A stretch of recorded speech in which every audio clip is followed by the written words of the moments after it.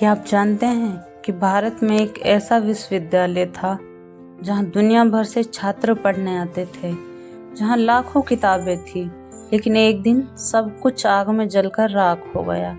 आखिर किसने नालंदा विश्वविद्यालय को नष्ट किया और क्या सचमुच उसकी लाइब्रेरी कई महीनों तक जलती रही? आइए जानते हैं। नालंदा विश्वविद्यालय जो था आज के बिहार राज्य में था। इसकी स्थापना लगभग 5वीं शताब्दी ईस्वी में सम्राट कुमार गुप्त प्रथम के समय मानी जाती है।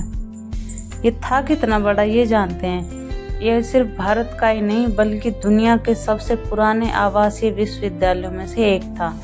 यहाँ लगभग 10,000 स्टूडेंट्स और लगभग 2,000 शिक्षक अध्ययन और अध्यापन करते थे। यहाँ सिर्फ बौद्ध धर्म नहीं बल्कि गणित, खगोल विज्ञान, चिकित्सा, दर्शन, व्याकरण, तर्कशास्त्र और कई अन्य विषय भी पढ़ाए जाते थे। इसका जो प्रवेश था वो बहुत कठिन माना जाता है। कहा जाता है कि प्रवेश लेने से पहले छात्रों की परीक्षा होती थी और बहुत कम लोग उसमें सफल भी हो पाते थे। इसलिए नालंदा में पढ़ना बहुत सम्मान की बात मानी जाती थी।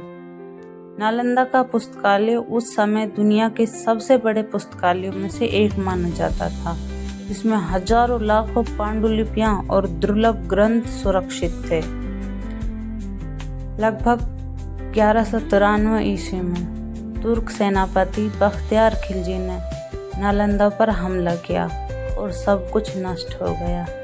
ऐतिहासिक विवरणों के अनुसार विश्वविद्यालय को भारी नुकसान पहुंचा और उसका पुस्तकालय भी उसी चपेट में आ गया और कई महीनों तक वो लाइब्रेरी जलती रही। आज नालंदा के खंडहर बिहार में मौजूद हैं और वे भारत के गौरवशाली इतिहास की याद दिलाते हैं। यह स्थल यूनेस्को की विश्व धरोहर सूची में भी शामिल है।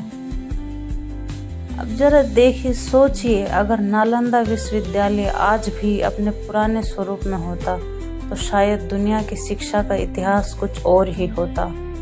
आपको क्या लगता है, इतिहास की सबसे बड़ी क्षति कौन सी थी? शायद यही थी, इतने बड़े पुस्तकालय का नष्ट हो जाना, कई महीनों तक लाइब्रेरी का जलना। सोचिए उसमें कितना ज्ञान होगा,